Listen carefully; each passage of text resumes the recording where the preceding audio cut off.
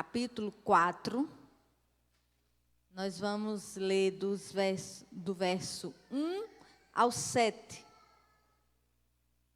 Segundo Reis, capítulo 4, verso 1 ao 7. Diz assim a palavra do Senhor. Certa mulher, das mulheres dos discípulos dos profetas, clamou a Eliseu, dizendo: meu marido, teu servo, morreu, e tu sabes que ele temia ao Senhor. É chegado o credor para levar os meus 2 filhos para lhe serem escravos. Eliseu lhe perguntou: que te hei de fazer? Dize-me que é o que tens em casa. Ela respondeu: tua serva não tem nada em casa, senão uma botija de azeite. Então disse ele: vai, pede emprestadas vasilhas a todos os teus vizinhos, vasilhas vazias, não poucas. Então entra e fecha a porta sobre ti e sobre teus filhos, e deita o teu azeite em todas aquelas vasilhas. Põe à parte a que estiver cheia. Partiu, pois, dele e fechou a porta sobre si e sobre seus filhos. Estes lhe chegavam as vasilhas e ela as enchia. Cheias as vasilhas, disse ela a um dos filhos: chega-me aqui mais uma vasilha. Mas ele respondeu: não há mais vasilha nenhuma. E o azeite parou. Então foi ela e fez saber ao homem de Deus. Ele disse: vai, vende o azeite e paga a tua dívida, e tu e teus filhos vivei do resto. Amém, irmãos? Irmãos, nós temos aqui uma história bastante conhecida. Não resta dúvida, um fato dessa história, que nós estamos diante de um milagre feito por Eliseu. Um milagre feito por Deus. Aliás, se você ler todo o capítulo 4 vai nos contar alguns milagres de Deus feitos através de Eliseu. Por exemplo, do verso 8 ao 37, vai dizer que Eliseu prediz a gravidez da sunamita e depois ressuscita o seu filho. Dos versos 38 ao 44, nos diz que Eliseu tirou a morte da panela. Dos versos 42 ao 44, vai nos dizer que Eliseu alimentou 100 homens com 20 pães. E do verso 1 ao 7, que é esse que nós lemos, vai ter aqui o milagre da multiplicação do azeite da viúva. Nós vamos ver esta noite que essa história, ela é uma história de assistência e de redenção de Deus com o seu povo. Assistência porque nós vamos ver que houve socorro da parte de Deus. Redenção porque nós vamos ver que houve pagamento de uma dívida. Então, essa história, ela traz profundas verdades sobre a nossa vida, sobre a nossa família, mas ao mesmo tempo, ele é um texto muito prático. Um texto que a gente pode facilmente aplicar a nós e a nossas famílias. E a pergunta seria: o que essa história pode nos ensinar hoje? O que nós podemos aplicar de uma história tão conhecida, de uma história tão simples, que aparentemente quando a gente lê, talvez não dê para a gente tirar tanta coisa, mas quando a gente começa a escavar, nós vamos perceber que é uma história extremamente profunda. Vamos ler novamente o verso 1, diz assim: certa mulher, das mulheres dos discípulos dos profetas, clamou a Eliseu dizendo: meu marido, teu servo, morreu, e tu sabes que ele temia ao Senhor. É chegado o credor para levar os meus 2 filhos para lhe serem escravos. O verso 1 vai nos dizer o principal problema dessa história. E o verso 1 vai começar com a seguinte frase: certa mulher. A Bíblia não diz o nome dessa mulher, mas a Bíblia vai nos dizer que ela era uma viúva e que ela era viúva de um discípulo dos profetas. Quem eram os discípulos dos profetas? Eram homens piedosos que aprendiam com os profetas. Primeiro Elias e agora Eliseu. Isso está registrado em 2 Reis 4:38, 2 Reis 6:1-2 e 2 Reis 9:1. Então, logo de início, não nos diz o nome dessa mulher, mas diz que essa mulher era viúva de um dos discípulos dos profetas. Em seguida, vai dizer: certa mulher clamou a Eliseu. Essa mulher, ela tinha um problema familiar. Mas, irmãos, é interessante uma coisa. Quando nós olhamos para o contexto de Israel, nós vamos saber que Israel vivia esse período, o reinado de Jorão, 852 a.C. Segundo Reis 3, vai nos dizer como era o reinado de Jorão, porque tudo isso influenciava principalmente a questão religiosa da nação. E segundo Reis vai nos dizer que Jorão, filho de Acabe, peça muito boa, Acabe era idólatra, adorador de Baal, foi casado com Jezabel. Jorão era filho de Acabe. Aí vai dizer, fez o que era mal perante o Senhor. Isso nos diz que esse período que essa mulher estava vivendo era um período de apostasia geral. O povo estava adorando a falsos deuses, o povo estava consultando os falsos sacerdotes, mas essa mulher não foi a maioria, essa mulher não seguiu a multidão, essa mulher fez o que poucas pessoas estavam fazendo nesse momento. No momento da dificuldade, no momento da luta, essa mulher procura um homem de Deus. Isso faz toda a diferença. O que nós fazemos quando nós temos problemas? Quem nós procuramos? Quem você procura quando tem uma crise no casamento? Quem você procura quando seu filho não obedece? Quem você procura quando a crise financeira chega? Infelizmente hoje, quando nós olhamos, nós vamos ver que a palavra de Deus, ela deixou de ser a nossa primeira fonte para solucionar os nossos problemas.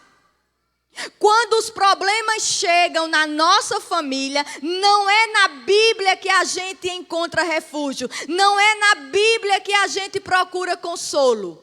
Talvez seja a nossa última opção. A oração não tem mais a importância que deveria ter. Quando um filho de 4 anos é rebelde, e é ele que domina a casa, você leva para um médico. E o médico vai entupir ele de remédio calmante. Eu tive escola 20 anos, e eu vi do que você possa imaginar. E nós pegamos um aluno que escola nenhuma mais queria. E o pai chegou praticamente chorando, Janeide, aceito, pelo amor de Deus. O menino era terrível, irmãos. Terrível. Aí o que era que eles faziam? Levava para um neuro, o neuro metia remédio. Ele dormia a manhã inteira, ele acordava meio-dia, ela dava o almoço, mandava para a escola. Ele passava a tarde cochilando. E ainda dava trabalho, viu? Eu imagino aquele menino bom. Quando chegava em casa, calmante para dormir. Esses dias eu soube que ele está no lado do garoto. Nós tínhamos outro que era semelhante a ele, de tão ruim. Mas tinha uma mãe crente. Eu vou só dizer uma das peripécias dele. Esse que a mãe era crente. Ele tinha um gato. Ele pegou o Rivotril, amassou, botou dentro da água e deu para o gato beber. Pronto, era isso aí. Quando o gato dormiu, ele botou dentro da geladeira. É sério, irmãos. E ela ali, ó, orando, firme, não largou, orando. Se você vê ele hoje, você não conhece. Um rapaz obediente. É isso. Quem nós temos procurado? Provérbios 29:17 vai dizer: discipline seu filho e este lhe dará paz. Trará grande prazer à sua alma. Quem você tem procurado? Quando o casal está tendo muitos conflitos, procura um livro, né, que é mais fácil, com 5 passos para um casamento feliz. E quando a gente vai ouvir, a maioria dos problemas dos casais é simples. O marido não ama como Cristo ama a igreja e, consequentemente, ela vai no pescoço dele. Simples assim. E é interessante que quando você vê as instruções de Paulo a marido e mulher, antes em Efésios 4:21, ele vai dizer que sujeitai-vos uns aos outros no temor de Cristo. Eu não tenho nada contra o livro de 5 passos, de 10 passos, mas você pode ler 1000 passos. Se você não obedecer a palavra, você sempre vai ter problema no seu casamento. Quem você procura quando o problema chega? É a palavra? Porque Deus fala conosco através da palavra. Deus fala conosco através de um homem e de uma mulher de Deus para nos aconselhar. Aquela mulher, Israel vivia um momento de apostasia, mas quando o problema chegou, ela foi procurar um homem de Deus. O mesmo versículo vai nos dizer qual era o problema dessa mulher. Clamou a Eliseu dizendo: meu marido, teu servo, morreu. E tu sabes que ele temia ao Senhor. Irmãos, qual era o problema dessa mulher? Primeiro vamos entender uma coisa. Eu quero tirar 2 coisas daqui. Primeiro, o marido dessa mulher temia ao Senhor. Ser discípulo de Deus nessa época não era fácil. Houve uma perseguição muito grande antes, por parte de Acabe e de Jezabel. A Bíblia vai dizer que os falsos profetas comiam na mesa de Jezabel. Os falsos profetas comiam do bom e do melhor. Mas a Bíblia também nos diz que os profetas fiéis a Deus estavam escondidos dentro de um buraco. E Obadias era quem dava pão e água. Então, ser homem de Deus aqui nessa época não era fácil. Os comentaristas vão dizer que possivelmente esse discípulo que morreu, a Bíblia não diz, mas possivelmente esse homem era um dos 7.000 que não se dobraram a Baal. Possivelmente esse homem teve que deixar algumas vezes a sua família para fugir da perseguição. O historiador Flávio Joséfo diz que, isso são suposições, diz que esse homem talvez fosse o próprio Obadias. São suposições, mas o fato é que esse homem, ele era um homem de Deus. O marido daquela viúva que morreu, ele era um homem de Deus. E a gente pode tirar 2 coisas daqui. Primeiro, esse homem tinha um bom testemunho. Porque quando ela vai falar para Eliseu, ela diz: meu marido, teu servo, morreu. E tu sabes que ele o quê? Temia ao Senhor. Esse homem tinha o testemunho da pessoa que importava. De quem? De sua esposa. A melhor pessoa para falar de você é seu esposo. A melhor pessoa para falar de você é sua esposa. A melhor pessoa para falar de você são seus filhos. Ao morrer, o que os nossos podem dizer de nós? Será que nós temos bom testemunho dos nossos filhos, dos nossos maridos, das nossas esposas? Como é você como esposa, como esposo, como pai, como mãe? Eu não estou dizendo como é você aqui cantando, como é você aqui pregando, porque aqui muitas vezes a gente veste a roupa de crente, a gente tem o discurso de crente, mas eu quero dizer como é você em casa. Esse homem era um homem de Deus, porque ela diz: tu sabes que ele temia a ti. Mas ele não tinha só bom testemunho da esposa, ele tinha também do seu líder, porque ela diz: Eliseu, tu sabes que ele temia. Pessoas da sua convivência fora de casa sabiam o quanto ele temia ao Senhor. Irmãos, isso é muito importante. Se você é mulher e fala de submissão, você tem que ser submissa. Você que é homem e fala para o homem ímpio que o ímpio tem que amar a esposa como Cristo amou a igreja, primeiro você tem que fazer isso. Se você está dando uma palavra para pais desesperados aí fora, os seus filhos têm que lhe obedecer, senão você não tem autoridade. Segunda coisa que eu quero tirar aqui, que família de crente passa por problemas. Irmãos, não acredite nesse discurso triunfalista. Não acredite que depois que Cristo lhe alcançou, você é blindado. Não é assim? Tudo é blindado. A minha família é blindado, o meu trabalho é blindado, a minha saúde é blindada, minha casa é blindada. Tudo é blindado. Isso é mentira. Crente passa por problemas. Família passa por problema. Casal que não ora junto, que não lê Bíblia junto, que não tem respeito um pelo outro, que não sai junto para se divertir, nem para comer uma pipoca no shopping. Está vulnerável a ter problemas conjugais, porque nós somos seres humanos. Relacionamento precisa ser cuidado, precisa ser regado. Não é porque é crente que não tem problema, tem. Mulheres, tratem seus maridos bem. As de fora estão aí botando no colo. As de fora estão cuidando. E às vezes as de dentro da igreja estão enxortando. Não se cuida. Não se ajeita.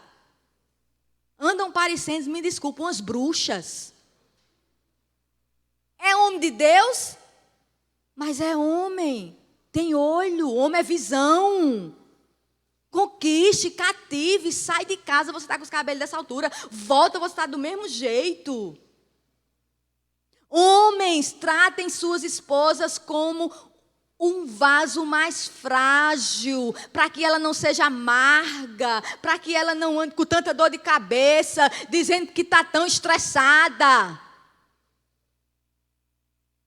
Precisa ser regado. Pais que não educam biblicamente seus filhos, pais que não exercem sua função bíblica dentro de casa, não adianta botar o nome de Mateus, de Rebeca, de Sara, de Isaac, de Josué, se você não ensinar o evangelho.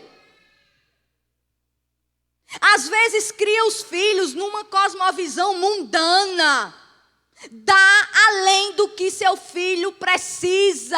Aí quando cresce, quer que ele responda um estilo de vida que nem você vive. Nossos filhos precisam, irmãos, é do evangelho, é isso que importa. Família que vive uma vida financeira acima de suas possibilidades, que mantém um padrão de vida irreal, vai ter problema financeiro. Família de crente passa por problema. Família cristã passa por luto, por perdas irreparáveis, sofre por doenças, sofre com consequências de um desemprego, de dívidas. Famílias passam por problemas. Muitas vezes é o amor que não existe mais, muitas vezes é falta de respeito. Mas eu quero lhe dizer uma coisa esta noite: em tudo nós somos agraciados por Deus nas adversidades. Deus cria meios para nos sustentar diante das lutas. E essa mulher iria experimentar isso. O mal chegou à sua porta.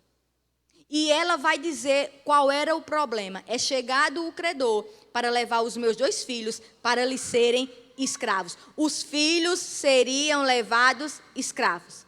Irmãos, com a viuvez, aquela mulher via nos filhos o seu apoio moral e financeiro. A gente precisa entender a situação das viúvas nesse contexto aqui bíblico. A situação das viúvas não era fácil nesse tempo. Hoje tem pensão, hoje a própria viúva às vezes tem uma profissão, ela trabalha, ela tem recursos, às vezes o próprio marido deixa herança para ela, é completamente diferente daqui, porque nesse contexto aqui, a viúva, primeiro, se ela não tivesse filho, ela tinha que voltar para a casa dos pais. Mesmo que o marido tivesse dinheiro e tivesse deixado a herança para ela não tinha o direito de receber a herança. A herança ia para os filhos e se ela não tivesse filhos, a herança ia para um parente mais próximo. Aí aqui está dizendo que o credor chega, o marido dela devia uma certa quantia e o credor chega para levar os filhos daquela mulher. Em Êxodo 21:2, vai dizer que a lei mosaica dava o direito ao credor de levar os filhos em resgate do pagamento. E esses filhos iriam trabalhar 7 anos e depois a dívida era perdoada. Que situação dessa mulher? Sem dinheiro, sem nada, e arriscada agora de perder os filhos. Mas nós vamos ver, irmãos, que Deus não deixa um seu desamparado. Deus não deixa. Aí o verso 2 vai dizer, Eliseu lhe perguntou, que te hei de fazer? Dize-me, que é o que tens em casa? Ela respondeu, tua serva não tem nada em casa, senão uma botija de azeite. Muitas vezes Deus nos ensina a nós fazermos o melhor com aquilo que nós temos. Eliseu pergunta a ela, o que você tem em casa? E ela responde o quê? Nada.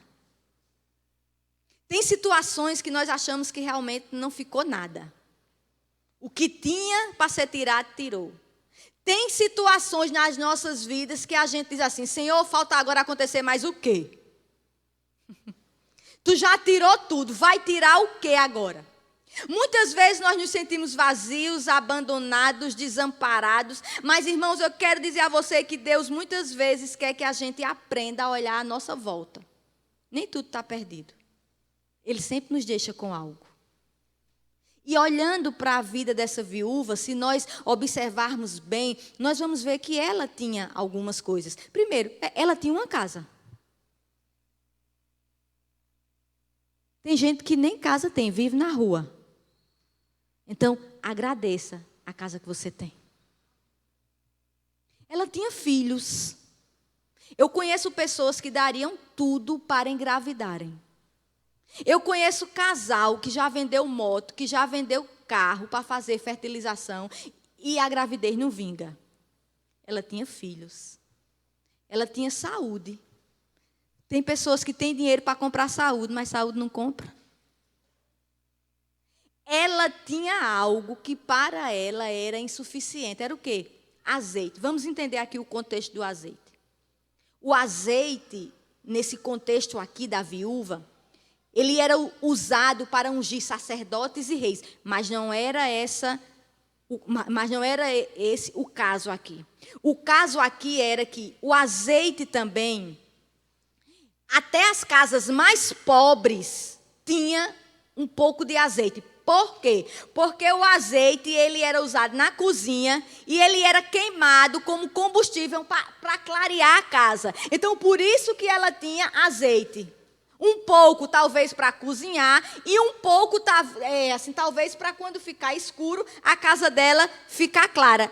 Era o que ela tinha. E nós temos o quê? O que é que você tem? Nós temos tudo. Nós temos Cristo.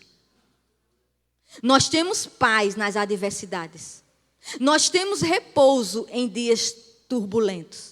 Nós temos esperança. Nós temos uma herança que nos está preparada. A nossa maior necessidade é Cristo. Sua família precisa de Cristo. Não precisa de tantas coisas. Se tudo for tirado da sua vida, você tem Cristo. Cristo é a sua suficiência. Você tem o Evangelho. Você tem a salvação. Você tem tudo. Hernandes Dias Lopes, ele diz que há 20 anos atrás, as famílias viviam com menos, mas viviam melhor. Hoje nós vivemos com mais e vivemos pior. Como a gente é insatisfeito. Como a gente é descontente com aquilo que Deus nos dá. A gente pede uma casa, Deus pela graça dá uma casa, mas Ele dá uma casa com 2 quartos. Aí, um mês a gente fica contente. Aí depois de um mês a gente diz, Senhor, eu não queria uma de 2 quartos, me dá uma de 3. É assim? E fica dizendo que não tem nada. Nós temos tudo. Nós temos o Espírito Santo que te guia contra toda a verdade, para você educar sua família, para você educar sua esposa espiritualmente no temor do Senhor. Nós temos o Espírito Santo que mortifica a nossa carne, para que o nosso casamento frutifique, para que a gente tenha um relacionamento saudável. Casamento não se vive com o nosso coração cheio de eu, cheio de ego. Temos que ter a carne mortificada, temos que ter renúncia. Nós temos o Espírito Santo que nos capacita a termos a atitude do seu fruto. Qual é? Amor, paciência, temperança, longanimidade. Tudo isso é útil para a nossa família. Nós temos tudo. A solução está na presença de Deus. E é interessante que Deus começa a fazer com o que ela tinha em casa. Não precisava ela buscar fora. Você não precisa ser feliz indo buscar fora. Você busca dentro de casa, porque é na sua família que está o que você tem de mais valioso. Ela pensava que ela precisava ir buscar fora. Aí Deus diz, o que? Aí Eliseu pergunta, o que é que você tem? Eu só tenho azeite. Vai começar com o que você tem em casa. Irmãos, começa em casa. É o que nós temos, é o que Deus nos deu. Pare de procurar além das suas portas. A felicidade não está além das suas portas. A felicidade está de sua porta para dentro. A gente precisa entender isso. Eu não tenho nada, pois eu tenho azeite. Aí Eliseu disse, pois vai ser o azeite. Verso 3 a 5. Então disse ele, vai, pede emprestadas vasilhas a todos os teus vizinhos. Vasilhas vazias, não poucas. Então entra e fecha a porta sobre ti e sobre teus filhos. E deita o teu azeite em todas aquelas vasilhas. Põe à parte a que estiver cheia. Partiu, pois, dele e fechou a porta sobre si e sobre seus filhos. Estes lhe chegavam as vasilhas e ela as enchia. A primeira coisa que Eliseu disse foi, pede vasilhas emprestadas. Irmãos, eu fiquei pensando... Essa viúva e seus filhos, no mínimo, ela tinha boa convivência com os vizinhos. Se você for um mau vizinho, ele vai lhe emprestar alguma coisa? Não.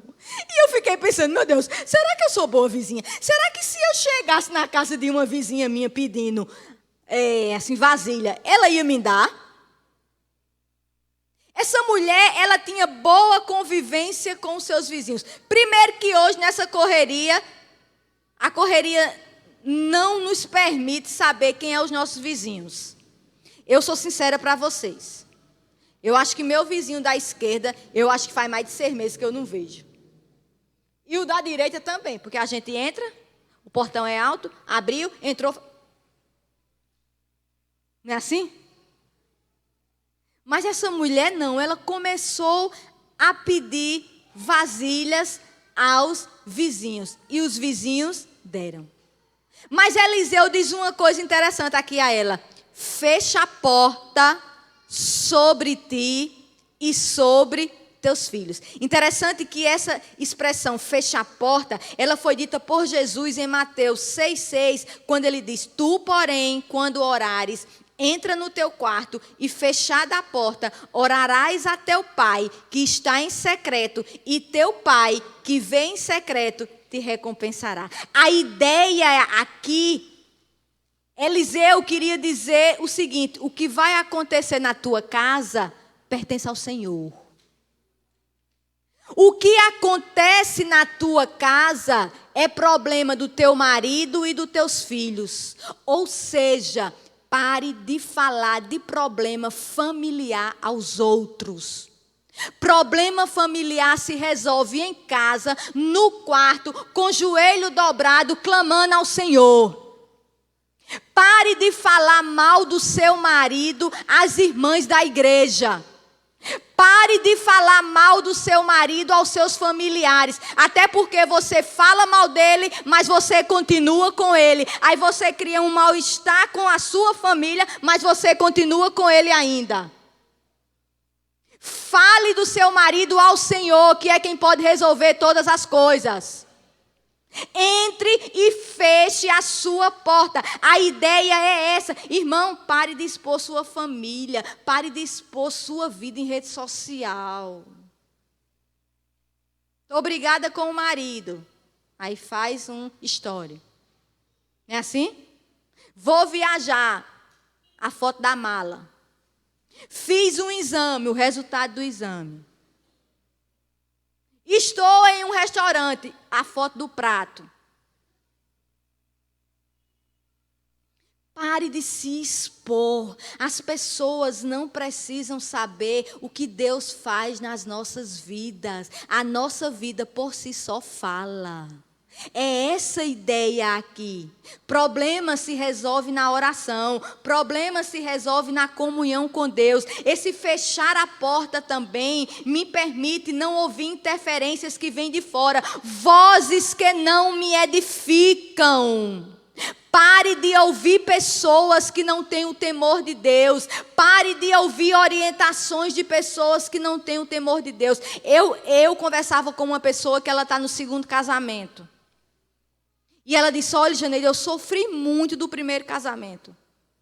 Mas se naquele momento que eu me separei, eu era bem mais jovem, eu era imatura. Se eu tivesse pelo menos aparecido alguém para me dar um conselho, eu ainda estaria com o meu primeiro marido. Mesmo ele com todos os problemas, porque esse segundo tem os que ele tenha e ainda mais um pouquinho. Inclusive, ela está separada, ela separou recentemente, do segundo casamento. Ela disse, pelo menos eu ia estar com o meu primeiro marido, que era o meu. Então, feche a porta. É isso que ele vai dizer. E ela faz conforme a orientação. Ela obedeceu. Sabe qual é o nosso problema, irmãos? É que a gente quer ensinar a Deus como trabalhar. E não é do nosso jeito. É do jeito dele. E eu fico imaginando como deve ter sido sensacional. Eu não sei se dá para você pensar. Quanto mais enchia, mais azeite tinha. Não era uma grande quantidade, porque aquela mulher estava passando por problema financeiro. Ela não tinha nada armazenado. Ela tinha o suficiente, talvez para acender o fogo. E talvez para quando ficasse à noite ter um pouco de luz em casa. Mas, irmãos, como Deus pode fazer maravilhas na vida de uma família. Quanto mais ela derramava o azeite nas vasilhas, mais azeite tinha.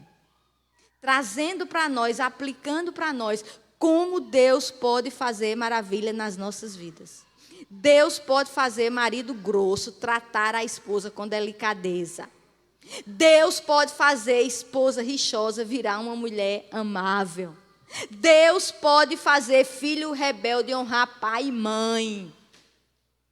O profeta Isaías, em um texto messiânico, ele diz que quando Cristo viesse à terra, em lugar de espinheiro cresceria o cipreste, em lugar da sarça cresceria a murta, e tudo isso seria para a glória de Deus. Ainda há solução para as nossas famílias. Deus pode fazer milagres. O nosso Deus é o Deus do milagres. Nós podemos, em obediência, clamar ao Senhor. Senhor, tem misericórdia. E no tempo dele, Ele pode fazer isso sim. Que a graça e a misericórdia do Senhor nos alcance. Versos 6 e 7. Cheias as vasilhas, disse ela a um dos filhos, chega-me aqui mais uma vasilha. Mas ele respondeu, não há mais vasilha nenhuma. E o azeite parou. Então foi ela e fez saber ao homem de Deus. Ele disse, vai, vende o azeite e paga a tua dívida, e tu e teus filhos vivei do resto. Irmãos, vamos pensar. Se o pastor dessa igreja dissesse assim, né, esse pastor André, eu vou orar, Deus disse que vai encher as vasilhas da sua casa.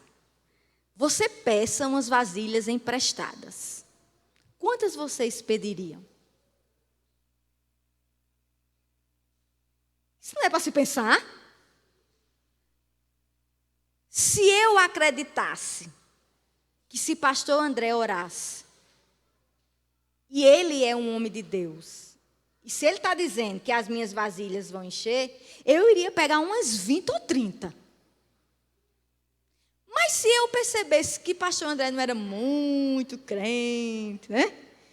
Que ele gosta de inventar história, aí eu dizia assim, eu vou para ele não ficar com raiva de mim, eu vou pegar só uns 5. É essa a ideia. Iria depender aqui de quanto essa mulher acreditava que poderia vir. Porque a gente vai entender aqui que quando ela começa a encher as vasilhas, ela diz, me dá a próxima. Aí o filho diz o quê? Não tem mais vasilhas. Então, se ela tivesse pego mais vasilhas, teria o quê? Mais vasilhas cheias. Veja bem, a quantidade de azeite dependeu da quantidade de vasilhas que aquela mulher pediu emprestada. Aí, um comentarista puritano, ele vai dizer assim, nós nunca estamos em dificuldades em Deus, em seu poder e generosidade, e nas riquezas da sua graça. Toda nossa dificuldade está em nós mesmos. É a nossa fé que falha, não a sua promessa. Deus não falha. Se Deus lhe deu um marido, é esse mesmo. Aí você vai dizer, mas eu não sei se foi Deus. Foi. A partir do momento que você veio aqui para frente, diante de Deus e diante dos homens, foi Deus. Os filhos quem te deu foi Deus. Então você precisa lutar em oração. Você precisa acreditar que Deus pode mudar o quadro. Que o nosso Deus é o Deus do milagre. Não desista, não deixe de apostar, não deixe de investir. Invista alto, é seu casamento, é seus filhos, é sua família. Essa mulher aqui, quanto mais vasilhas, mais ela teria. O milagre aconteceu, mas é interessante, irmãos, que não foi apenas pelo milagre. Porque o que é que Eliseu vai dizer? Vai, vende o azeite e paga a tua dívida.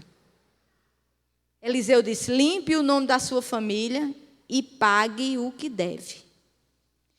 Esse milagre aqui serviu para que os outros e os devedores verem que é possível recomeçar.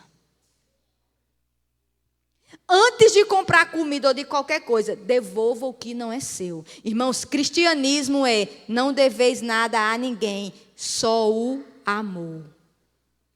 Crente compra e paga. Crente pede emprestado e devolve. Palavra de crente tem que ser sim, sim, não, não. Família de crente tem que ser família honesta. Família de crente tem que ser os melhores vizinhos da rua. Filho de crente tem que ser os melhores alunos da escola. Filhos de crente tem que ser os melhores profissionais no trabalho. Vá, venda e pague. Que lição essa mulher estava ensinando a seus filhos? A gente quer que filho não minta, mas a gente mente. A gente quer que filho não seja fofoqueiro, mas a gente fala dos outros, principalmente dos irmãos da igreja. A gente não quer que filho seja materialista, mas a gente é.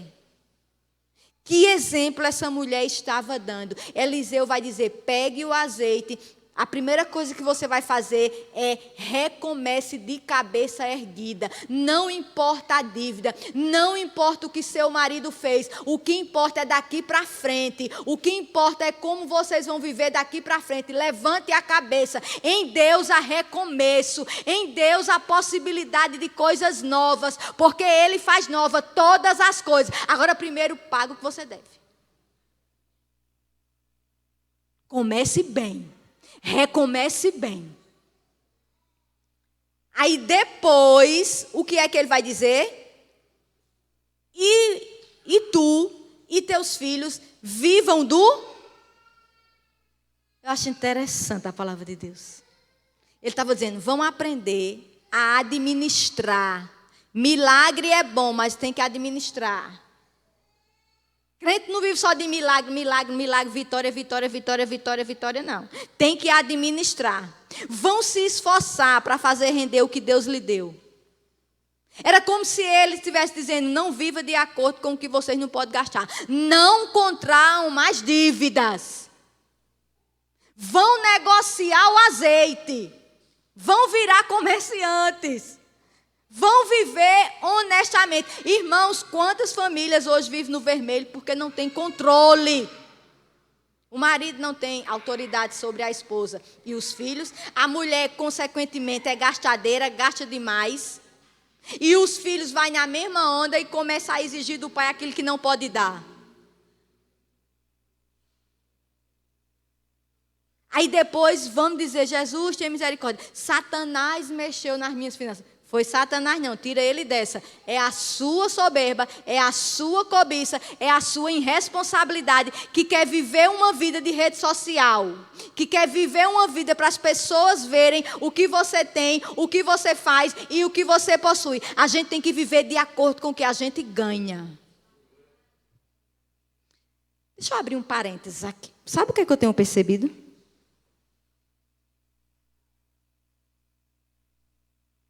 Eu tenho percebido que mulheres têm trazido para as costas dela uma função que não é dela. Eu vou dar um exemplo. Eu conheço uma pessoa que ela casou, um menino bom, crente. Mas ele não tem muita perspectiva de vida. Ele ganha um salário mínimo. Aí o que é que acontece hoje? Ela não sabia? A mulher tem que viver com o que o marido ganha. E não é o contrário. Porque não é a obrigação da mulher trabalhar, é a obrigação do homem. Ela trabalha se ela quiser, em comum acordo com o marido. Porque a Bíblia não diz, vós mulheres não trabalheis. Não, a Bíblia não diz isso. Mas a Bíblia diz que você tem que ser dona de casa. Então, se você consegue trabalhar fora e ter menino limpo, e ter tarefa de casa, e ter comida pronta, e ter marido limpo, e ainda você andar sorridente, me diga. Aí o que é que essa pessoa estava me dizendo? Ela trabalha 3 expedientes, irmãos. Ela trabalha numa cidadezinha. Ela chega em casa 10 horas da noite. E eu estava dizendo a ela, por que? Ela disse, porque eu preciso, Janeide, porque meu marido ganha pouco. Não, irmã, você não precisa. Você viva com o que seu marido ganha. Não impede você de trabalhar. Agora, você não pode trazer para as suas costas o que é tarefa do marido. E é isso que está acontecendo. Mulheres, não permitam. Não permitam. Querem ter profissão? Tenha. Querem trabalhar? Contanto que não atrapalhe filho, marido e casa, porque esse é o seu primeiro chamado. Você não pode estar dizendo, eu tenho que trabalhar porque eu tenho que pagar a conta. Quem tem que trabalhar para pagar a conta é o marido. Da mesma forma que você tem que estar em casa para quando ele chegar, está tudo bonitinho. A gente está trocando os valores. Eu conheço o homem que está ficando em casa, cuidando dos meninos, e a mulher indo trabalhar. Vamos voltar para o texto, foi só um parênteses aqui. Então, era isso que ele estava dizendo. Viva de acordo com a sua necessidade. Deus supre necessidade. Deus não supre vaidades. Irmão, eu tenho certeza que como servo e serva de Deus, todo mundo aqui já passou grandes dificuldades, mas ninguém passou fome. Tenho certeza absoluta. Deus supre. As nossas necessidades, Deus supre. Nosso Deus não falha. É porque a gente quer mais. A gente quer mais. E para terminar, eu quero terminar aqui com 2 aplicações. Primeira aplicação. As dificuldades da nossa família são ocasiões oportunas para nós ensinarmos aos nossos filhos que o sustento da nossa família vem do Senhor. Nós temos trabalho porque Deus nos dá. Nós temos dinheiro porque Deus nos dá. Nós temos conforto porque Deus nos dá. Tudo que a nossa família tem é porque Deus dá. Os filhos dessa viúva viram as vasilhas cheias e o azeite multiplicar. Nas dificuldades, é uma oportunidade de você reunir seus filhos e dizer: a vida não é tão cor-de-rosa como você pensa. Nós passamos por dificuldades, mas nós servimos a um Deus que supre todas as nossas necessidades. Nossos filhos precisam crescerem, dando valor, irmãos, ao dinheiro. Dinheiro é pesado e custa para a gente ganhar. O problema é que eu escuto de crente e eu fico horrorizada. Eu quero dar ao meu filho o que eu não tive. Não faça isso, não. Não faça isso. O seu filho precisa daquilo que ele precisa. Ele não precisa mais. Tem filho achando que dinheiro nasce num pé. Ou então que dinheiro é torneira. A gente abre e cai um monte de dinheiro. Não é assim. Ou então é como remela. Pois é, que quando a gente vai dormir está cheia. Não é assim. Não é assim. Tem que criar sabendo a ter responsabilidade. Às vezes as minhas filhas compram no cartão. Hoje não, que elas já têm cartão de crédito, né? Mas antes elas compravam. Aí, vamos supor assim, 3 de R$20. Eu ficava com a pena, mas eu dizia: bora. Chegou o dia. Paga o cartão. Mãe, R$20. Eu digo: bota na minha mão. Você não gastou? Bota para cá. Então é uma oportunidade. Tire a futilidade, tire o materialismo, tire o secularismo da sua família.